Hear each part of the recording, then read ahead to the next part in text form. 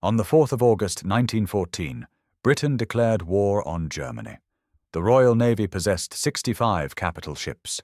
The German High Seas Fleet fielded 40. But the numerical advantage was only the beginning of Britain's problems. Within hours of the declaration, Prime Minister Herbert Asquith received a document from the Board of Trade that revealed a crisis far deeper than any naval engagement. Britain imported 60 million tons of goods annually. 40% of the nation's food arrived by sea. Every ounce of petroleum came from overseas. The mathematics were brutal. Britain needed 2,500 merchant voyages monthly to survive. A single week's disruption would create food queues in London. A month's disruption would mean starvation. And every single ton of those imports traveled on ships that were now targets. The crisis wasn't merely logistical, it was structural. British merchant vessels sailed independently, each captain choosing their own route, speed, and timing. This freedom had built the empire. It had created fortunes. It had established Britain as the world's dominant maritime trading nation. But it also meant that 12,000 merchant ships operated with no coordination, no protection, and no defense against a new threat that war had made immediate. Germany possessed 29 operational U-boats in August 1914. That number seemed insignificant against Britain's vast fleet. The Admiralty's initial calculations suggested submarines were a nuisance, not a strategic threat. But those calculations assumed traditional naval warfare. Nobody had properly considered what would happen when submarines targeted not warships but merchant vessels. When the war began, Britain possessed no system for protecting commercial shipping. None whatsoever. The problem revealed itself within weeks. September 1914. U-9 sank 3 British cruisers in a single hour, killing 1,459 sailors. The Admiralty finally understood submarines could kill capital ships. But merchant losses remained scattered, unremarkable. October, 7 merchant ships sunk. November, 13. December, 17. The numbers seemed manageable. Then Germany changed tactics. On the 4th of February 1915, Kaiser Wilhelm II declared unrestricted submarine warfare. Every merchant vessel approaching British waters was now a target. February 1915. 21 ships sunk, 40,000 tons. March, 29 ships, 80,000 tons. April, 55 ships, 141,000 tons. The mathematics shifted from inconvenient to catastrophic. Britain needed 2,500 successful voyages monthly. Germany needed to sink just 600,000 tons monthly to create famine. The Admiralty possessed cruisers, destroyers, patrol boats. What they didn't possess was any proven method to protect thousands of independent merchant vessels crossing millions of square miles of ocean. The solution already existed. It had existed for centuries. It had been tested, validated, and proven effective in every previous conflict involving commerce raiding. And the Royal Navy had systematically ignored it for 60 years. Norman Leslie was born in 1870 in Edinburgh. His father commanded merchant vessels for the Allan Line, crossing the Atlantic monthly between Liverpool and Montreal. Norman grew up watching convoys. Not military convoys, civilian merchant convoys that had operated for centuries whenever piracy or privateering threatened. His father explained the mathematics simply.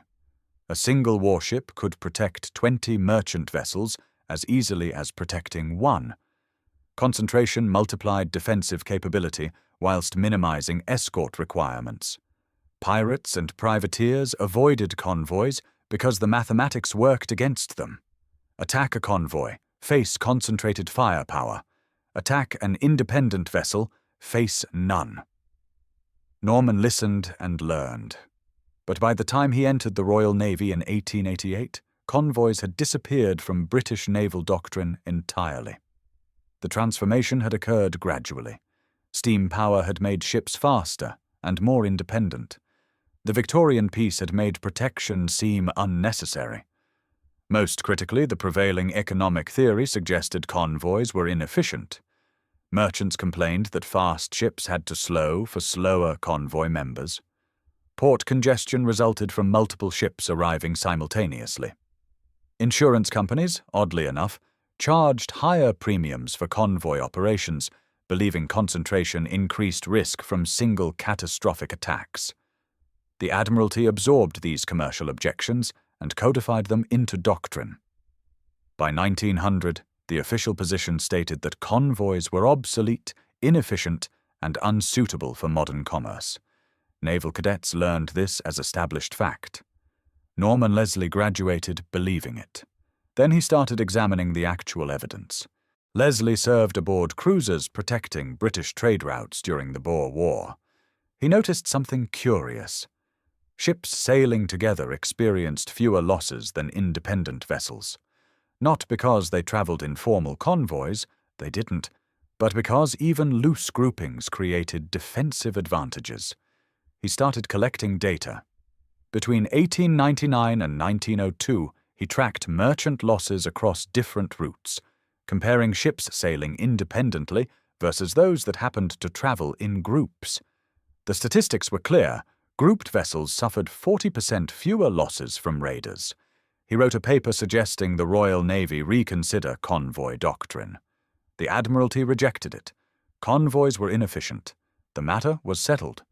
Leslie spent the next decade assigned to staff positions, planning exercises, analyzing war games. He kept collecting data. He examined every historical conflict involving commerce raiding, the Napoleonic Wars, the American Revolution, the Anglo-Dutch Wars. In every case, convoys had reduced merchant losses by 60 to 80%. The evidence was overwhelming.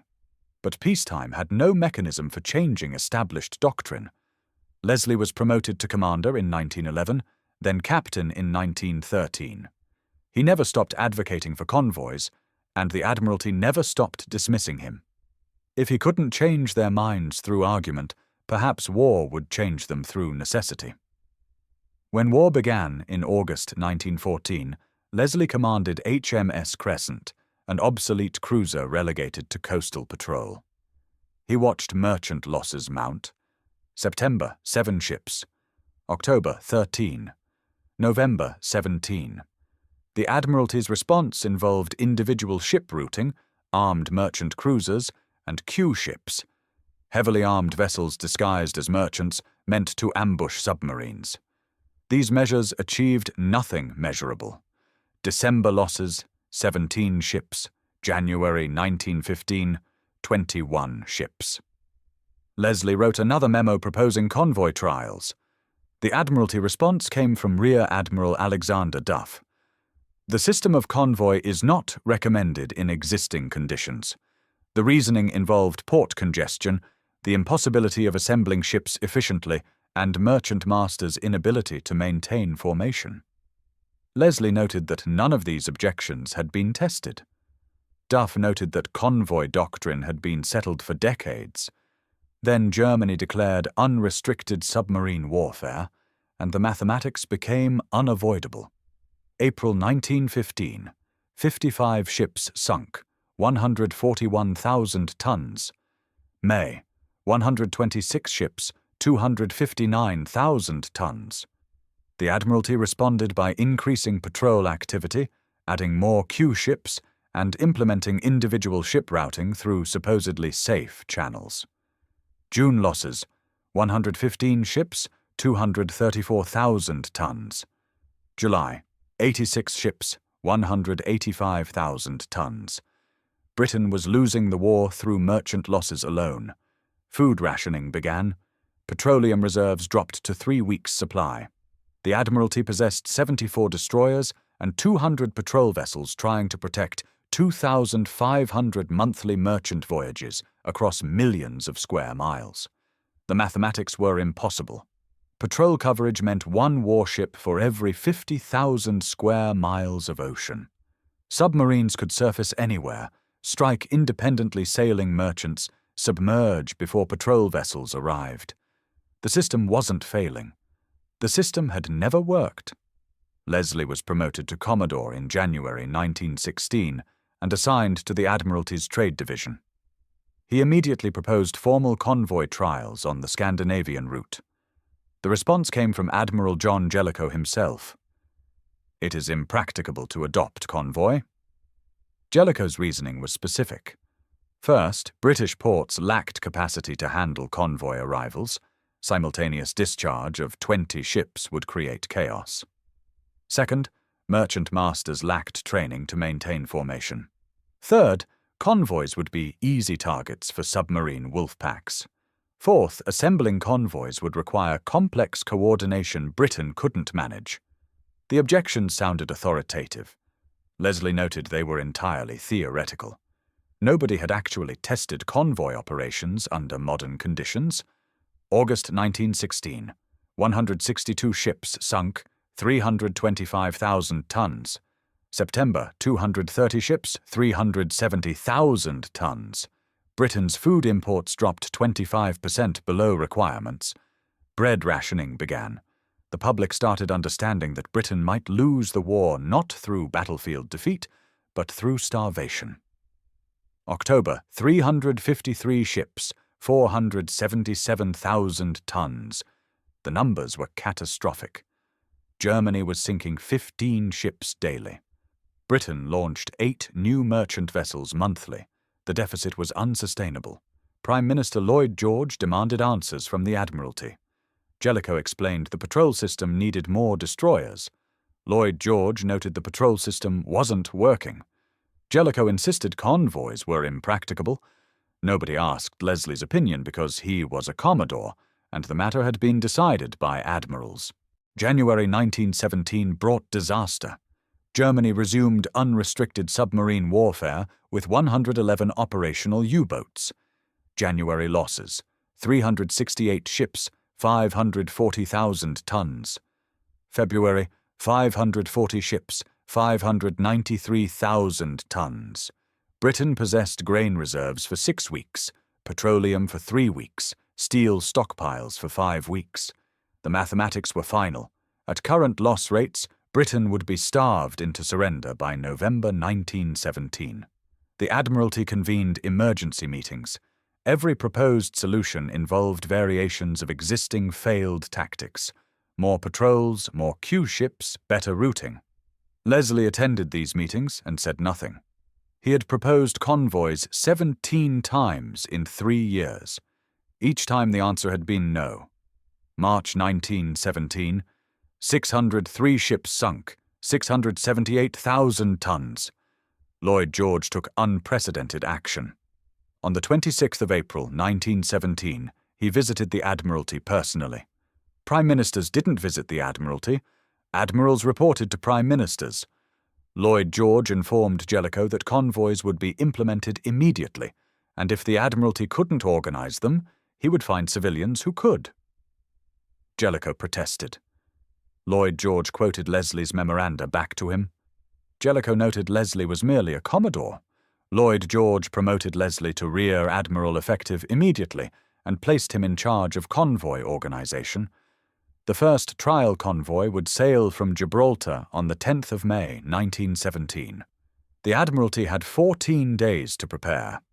Leslie noted he'd been preparing for 3 years. The challenge wasn't tactical. The challenge was logistical. Leslie needed to coordinate sailing schedules across 17 ports, assign escort vessels, establish communication protocols, train merchant masters in formation sailing, and create assembly procedures that wouldn't create catastrophic port congestion. The Admiralty's staff insisted this was impossible. They produced calculations showing that coordinating even 50 ships would require 3 months of planning. Leslie examined their calculations and found them based on warship fleet maneuvers, not merchant operations. Merchant ships already sailed on schedules. Convoys simply meant coordinating existing schedules instead of ignoring them.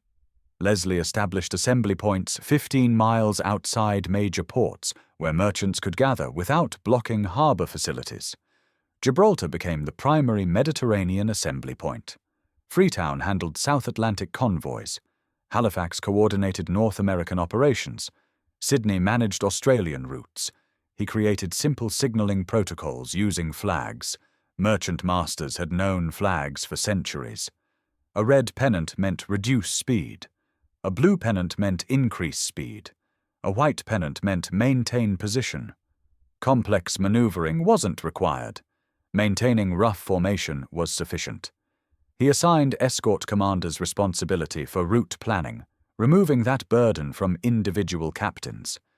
The escort commander chose the route, set the speed, determined the formation.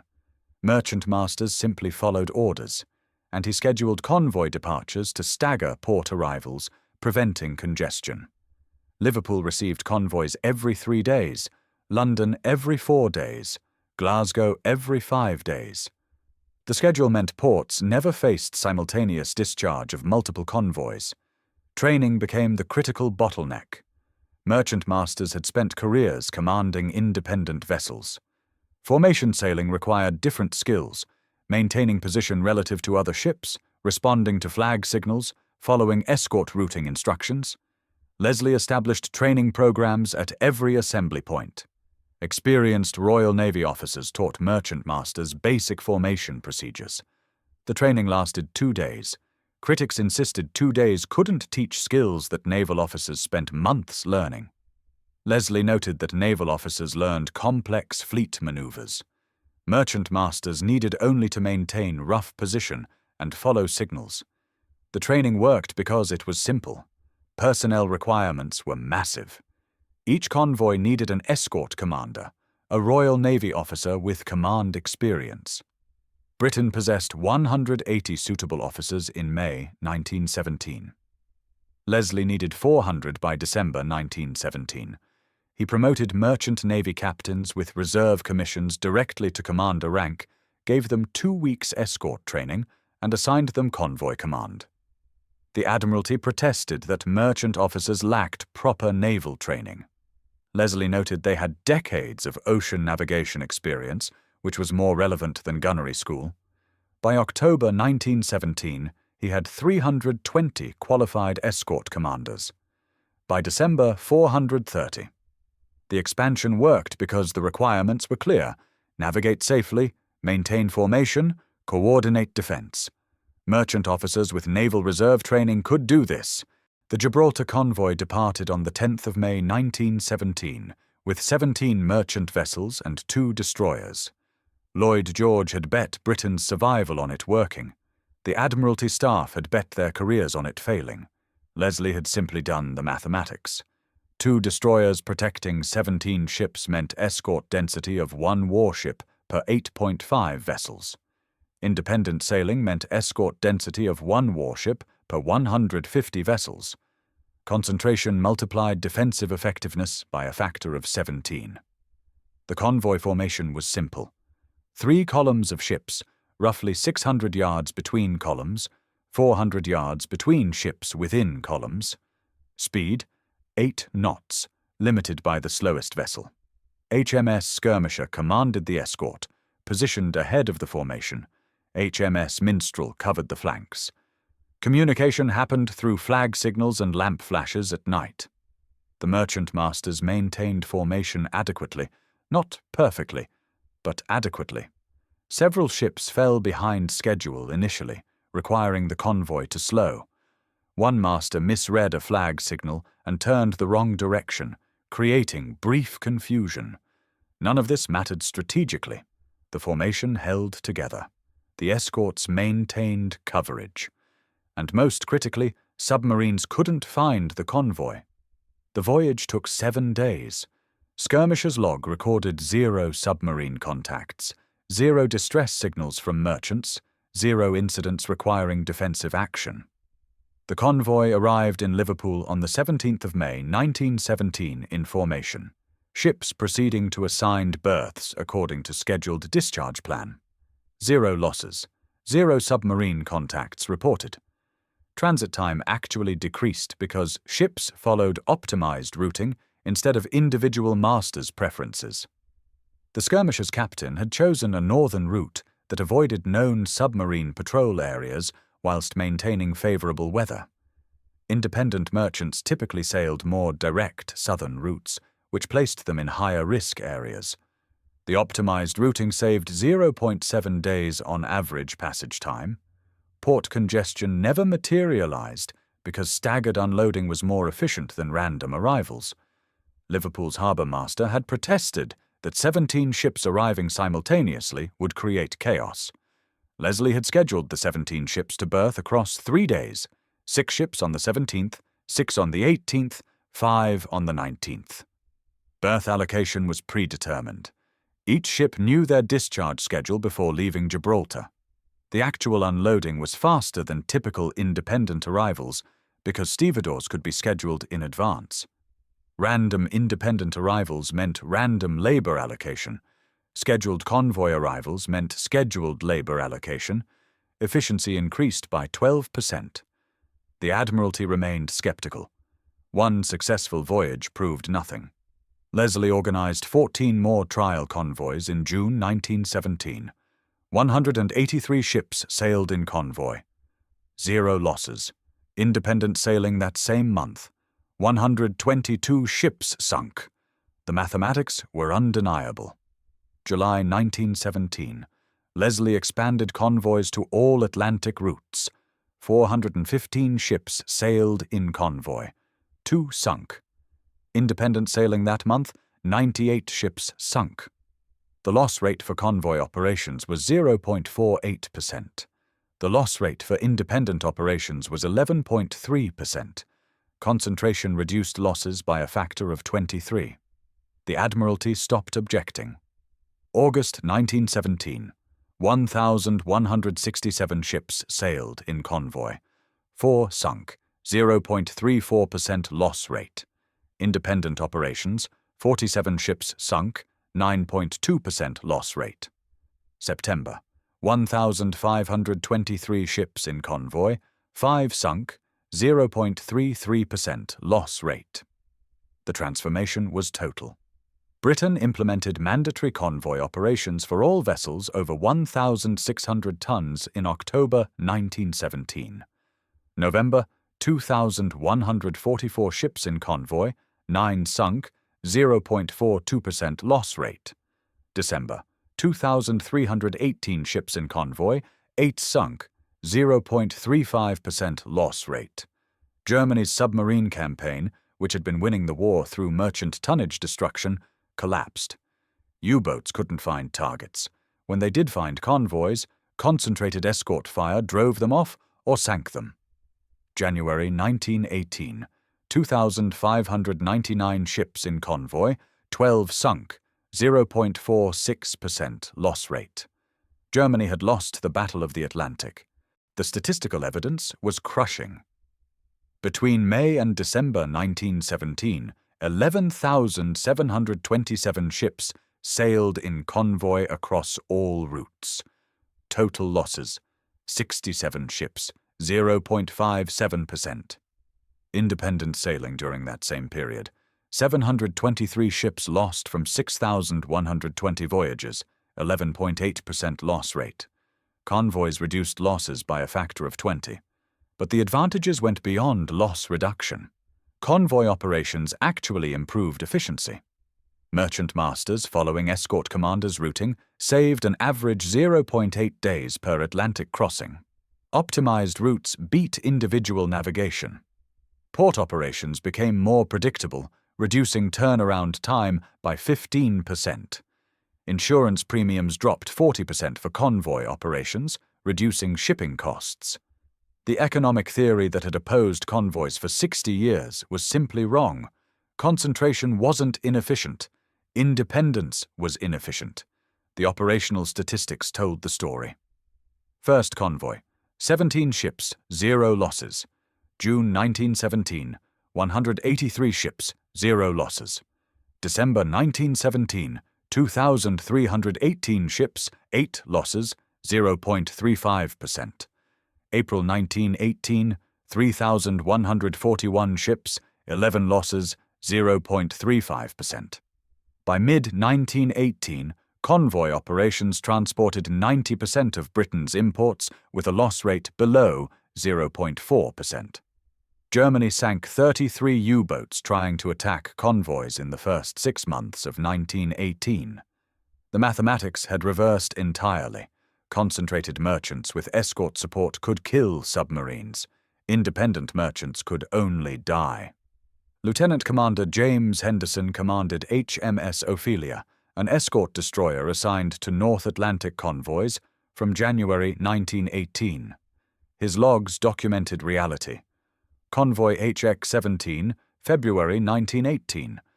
41 merchant vessels, average speed 8.5 knots, 3 escort destroyers. U-62 attempted attack on the 19th. Ophelia detected periscope at 1,200 yards, turned to engage, fired 4 rounds, U-62 crash-dived, no torpedo launch. Henderson logged. Submarine withdrew without attacking. Standard procedure. Convoy HX-23, March 1918, 38 merchants, 2 escorts. U-88 surfaced astern at dusk, intending gun attack on stragglers. Ophelia increased speed, closed range, forced U-88 to dive, dropped depth charges. U-88 never surfaced. Henderson's patrol logs from February to July 1918 documented 12 submarine contacts, 0 successful attacks, 2 U-boats sunk. Henderson wrote, "Submarines cannot win against concentrated defense. The mathematics favor escort forces." Combat validation came from German sources. Captain Lieutenant Wilhelm Werner commanded U-55 from January to August 1918. His war diary documented frustration. Entry for March 23, 1918. Sighted convoy bearing northeast, range 4,000 meters. Count 30-plus vessels, 2 escort destroyers visible. Attempted approach submerged. Destroyer turned toward my position before reaching attack range. Forced deep. Lost convoy. April 11, 1918. Convoy HX-31 identified through intelligence. Positioned along projected route. Convoy arrived with 4 escorts, speed 9 knots, cannot surface, cannot maneuver for submerged attack with multiple escorts patrolling. Convoy passed, 0 opportunities. May 2, 1918. Days without targets, ocean empty, all shipping moving in convoy, cannot find independent merchants. Werner's diary captured the strategic shift. Convoys had made the Atlantic empty for submarines. German naval intelligence analyzed captured convoy procedures in April 1918. Document NID 442, translated post-war, acknowledged, "British convoy tactics have eliminated our tonnage warfare advantage. Concentrated shipping with escort coverage prevents submarine approach. Independent operations would restore targeting opportunities, but the enemy has implemented comprehensive convoy coverage. Our submarine force cannot achieve strategic objectives against convoy-protected commerce." The admission was total. Germany's submarine campaign, which had nearly won the war by April 1917, had been completely neutralized by convoy operations in 12 months. German naval staff calculated they needed to sink 600,000 tons monthly to force British surrender. June 1917, pre-convoy, 696,000 tons sunk. June 1918, comprehensive convoys, 223,000 tons sunk. Convoys had reduced German effectiveness by 68%. The German High Command struggled to understand why their submarine force had become ineffective so rapidly. They possessed more U-boats in mid-1918 than in early 1917, 127 operational submarines versus 111. Their crews were more experienced, their torpedoes were more reliable, their intelligence about British shipping routes was comprehensive, yet they couldn't find targets. The fundamental problem was mathematical. The Atlantic Ocean covers 41 million square miles. Independent sailing dispersed 2,500 monthly merchant voyages across that entire space. Any given square mile of ocean had a 0.006% probability of containing a merchant ship at any moment. Submarines could patrol randomly and find targets through sheer probability. Convoy operations concentrated those 2,500 voyages into 170 convoys. The ocean became empty. A given square mile now had a 0.0004% probability of containing a convoy. Finding targets became 20 times harder. And when submarines did find convoys, they faced concentrated escort defenses that made attacks suicidal. Germany attempted tactical responses. Submarine wolf packs, multiple U-boats attacking single convoys simultaneously, seemed promising. May 1918. U-103, U-107, and U-109 coordinated attack on convoy HX-38. The plan involved U-103 approaching from starboard to draw escorts, whilst U-107 attacked from port, and U-109 targeted stragglers.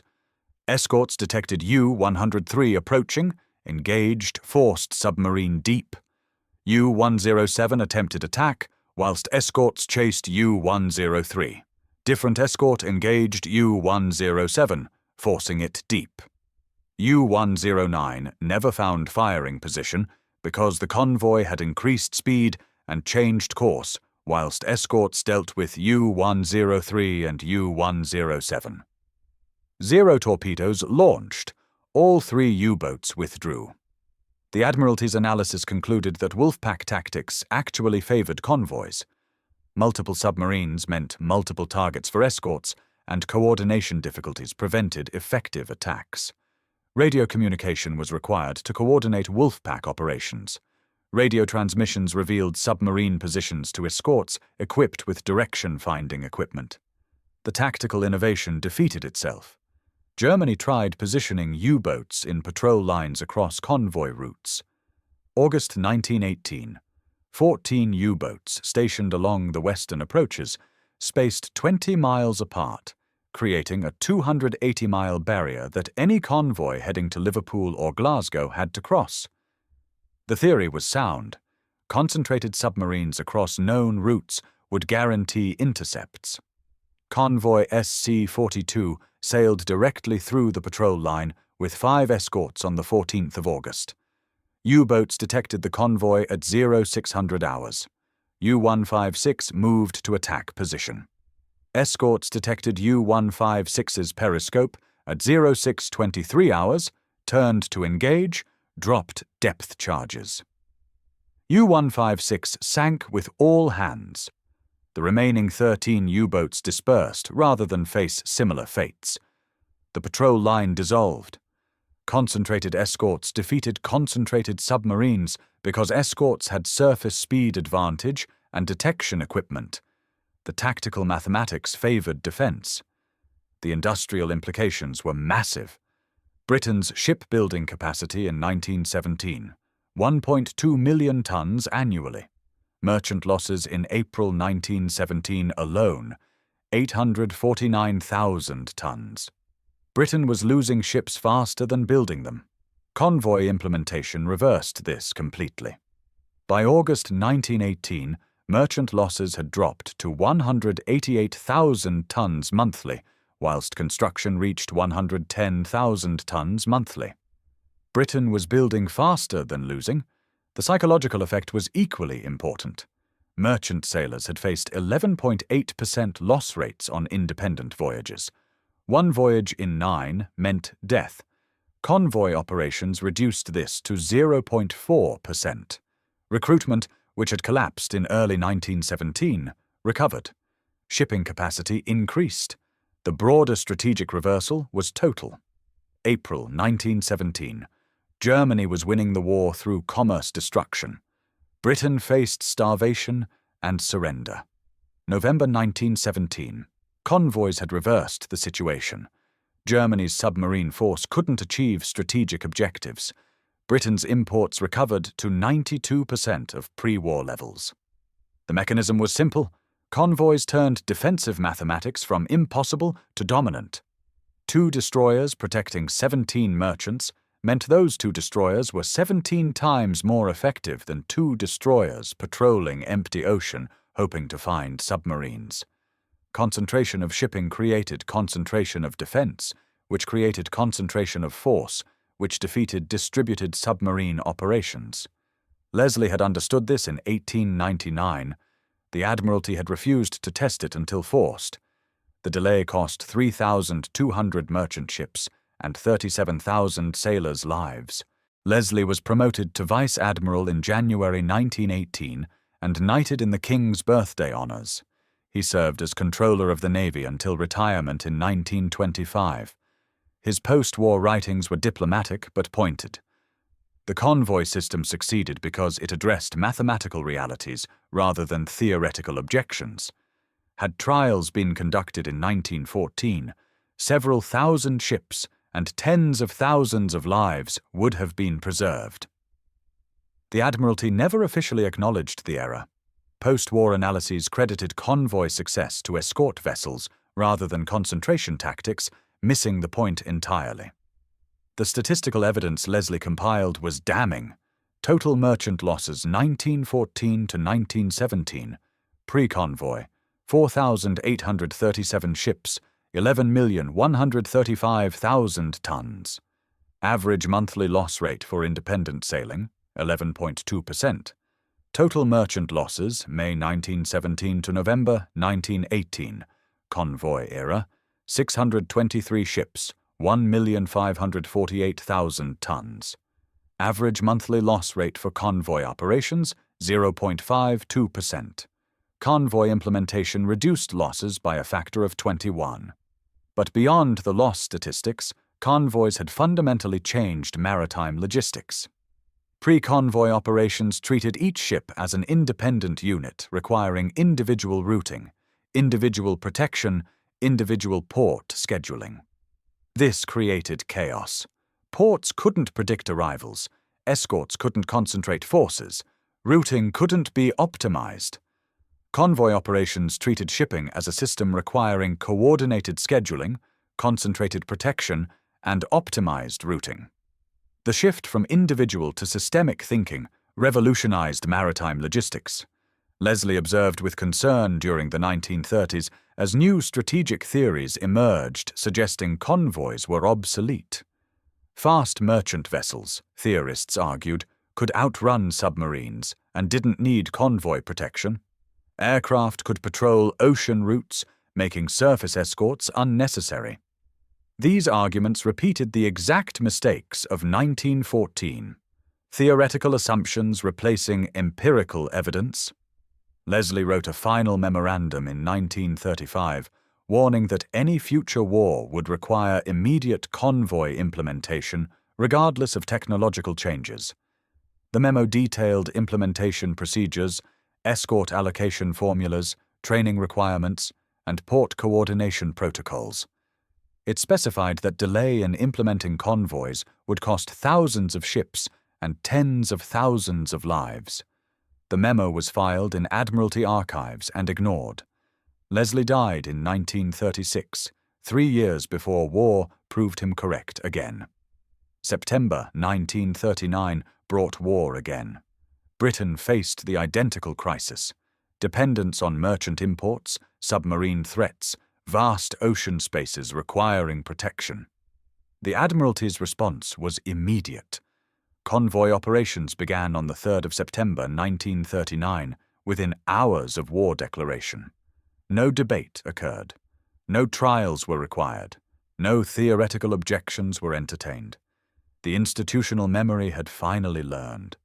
The convoy system implemented in 1939 was Leslie's 1917 system with minor modifications.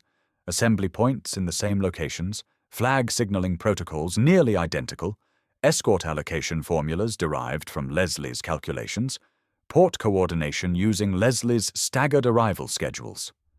The Royal Navy had spent 22 years pretending convoys were a temporary wartime measure.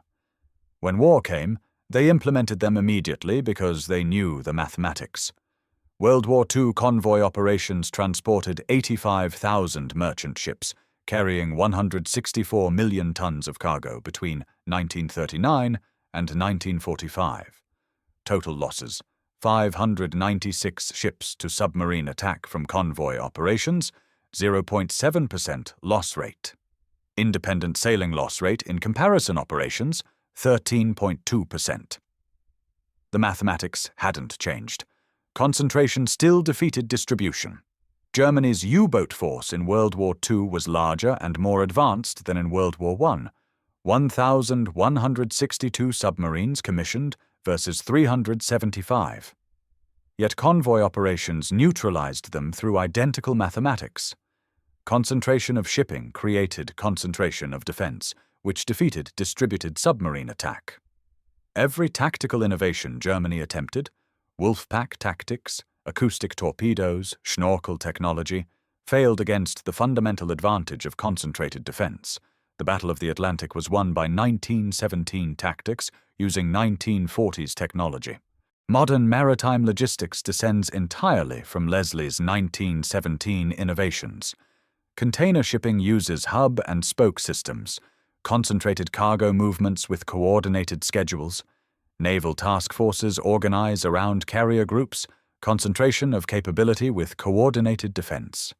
Military logistics chains use convoy operations as standard procedure. The global shipping industry moves 11 billion tons annually using scheduling coordination, route optimization, and concentrated movements that are direct descendants of 1917 convoy procedures. Every modern advancement in maritime efficiency comes from abandoning the independence doctrine that dominated Victorian thinking. The historical irony was complete. Britain had ruled the seas for centuries through merchant independence, individual captains sailing individual routes, building individual fortunes. That system had created the empire. It had generated the wealth. It had established Britain as the world's dominant maritime nation, and it nearly lost Britain the First World War. The solution came from a Scottish officer who had been advocating it for 18 years, whose evidence had been dismissed 17 times, who was proven correct only when prime ministerial intervention forced trials. Germany's submarine force, which had been winning the war through commerce destruction, found itself unable to locate targets. The statistical evidence was absolute. Concentrated British shipping with coordinated defense destroyed distributed German submarine operations. The nation that had dominated maritime commerce through independence survived only by abandoning it, and the tactics they'd rejected for 60 years became the foundation of victory. Norman Leslie's engineering came in first place. Independence doctrine finished second. The mathematics had been obvious from the beginning. It simply took catastrophe to force Britain to calculate them.